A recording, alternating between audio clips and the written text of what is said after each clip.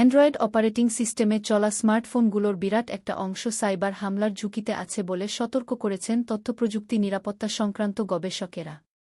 মূলত কোয়ালকমের অন্তত ৬৪টি মডেলের প্রসেসরে নিরাপত্তা ত্রুটির সন্ধান পেয়েছেন তারা, যা কাজে লাগিয়ে সহজেই সাইবার হামলা চালানো সম্ভব বলে শঙ্কা প্রকাশ করেছেন তারা।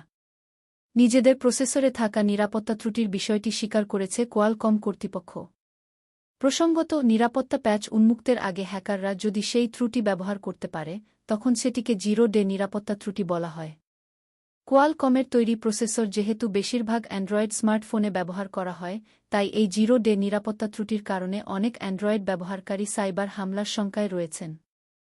অবশ্য Google threat analysis group (TAG) জানিয়েছে, এই জিরো ডে নিরাপত্তা ত্রুটি কাজে লাগিয়ে হ্যাকাররা নির্দিষ্ট কিছু ব্যক্তি বা প্রতিষ্ঠানকে লক্ষ্য করে সাইবার হামলা চালানোর চেষ্টা করছে। ফলে সাধারণ অ্যান্ড্রয়েড ব্যবহারকারীদের উপর হামলার শঙ্কা নেই।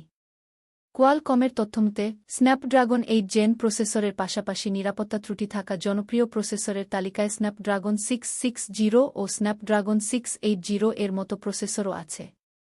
স্মার্টফোনের প্রসেসর ছাড়াও ওয়াইফাই এবং 5G'র জন্য ব্যবহৃত কোয়ালকমের ফাস্টকানেক্ট 6700, 6800, 6900 ও 7800 মডেমের মডিউলে এই নিরাপত্তা ত্রুটির সন্ধান পাওয়া গেছে। কোয়ালকমের একজন মুখপাত্র জানিয়েছেন, সেপ্টেম্বর মাসে নিরাপত্তা ত্রুটির সমাধান উন্মুক্ত করা হয়েছে। এখন স্মার্টফোন নির্মাতা প্রতিষ্ঠানগুলোকে তাদের সফটওয়্যারে এই নিরাপত্তা প্যাচ যুক্ত করে সিকিউরিটি আপডেট হিসেবে ব্যবহারকারীদের জন্য প্রকাশ করতে হবে। পরবর্তী নিরাপত্তা হালনাগাদে এই ত্রুটির সমাধান পেতে পারেন ব্যবহারকারীরা।